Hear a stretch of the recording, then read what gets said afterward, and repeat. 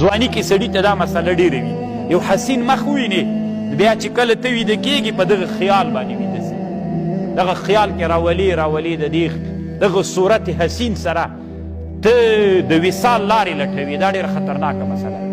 علما وایي یو ناروا خو دې دا وکړل چې ودې کتل، بله ناروا دا ده چې دلته تفکر و خیال کوي، ځکه دا خیال تا ته لارې درکوي.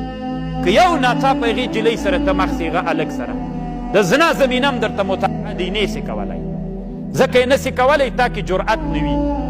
نو که ته دلته هره ورځ خیال کوي لارې دې ټولې سنجولې وي، که بیا ورسره مخامخ سي بیا زنا درنه پیښېږي، لواطت درنه پیښېږي، ځکه تا دلته په خیال کې لارې سنجولې دي ټول. نو ځکه علما وایي چې دا تفکر و خیال به هم نه کوي. نو ابتدای چې نظر ده، تفکر ده، دا خیالي وروسته بیا څوک